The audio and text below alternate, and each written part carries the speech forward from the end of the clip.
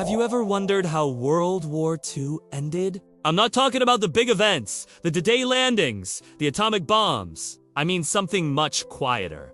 Something that changed the world, but you've probably never heard of it. What if I told you a secret team of codebreakers, hidden away from the world, quietly changed the course of history? Welcome to my channel. Today we're going back to Bletchley Park in England, where a group of brilliant minds took on one of the most difficult puzzles of their time. They were led by a man you might have heard of, Alan Turing, one of the founding fathers of computer science. But let me introduce you to another hero of the story. Would you believe that these guys were all working on typewriters? That's right, no fancy computers, just old-fashioned typewriters. Now, before we dive into the Enigma, can you imagine living in a time when a single code could decide the fate of nations?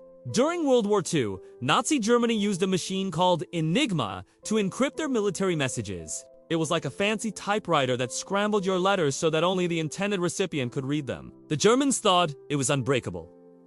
And for a time, they were right. But at Bletchley Park, Alan Turing and his team took on the impossible task of breaking the code. Now, what makes this story even more amazing is that they didn't have the technology we take for granted today. No supercomputers or internet searches. They had to rely on pure brain power and a lot of it.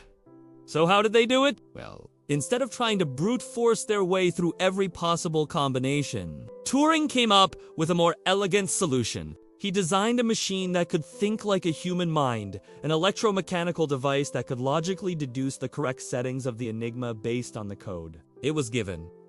It's hard to explain just how revolutionary this was. It's like teaching a machine to think.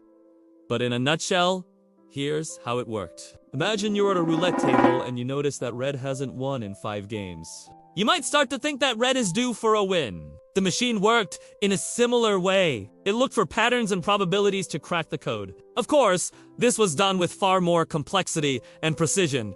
But you get the idea. By the end of the war, Turing's codebreakers had managed to read almost every German message. They couldn't do this for every single day. But for years, they had enough intelligence from decrypted messages to keep the Allies one step ahead of the Nazis. It's estimated that their efforts shortened the war by 2 to 4 years and saved countless lives. Yet, when the war ended, their work remained a secret for decades. Can you believe that these brave codebreakers saved the world? But didn't get the recognition they deserved until years later? After the war, Turing sadly passed away in 1954 at the age of 41.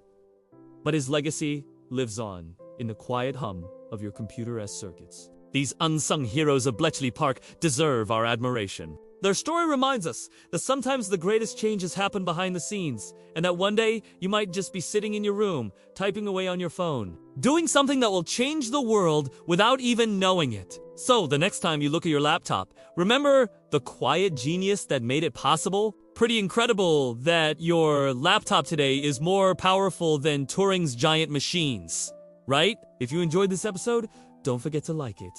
And if you want to see more stories like this, subscribe to our channel. We've got plenty more where this came from. Thanks for watching.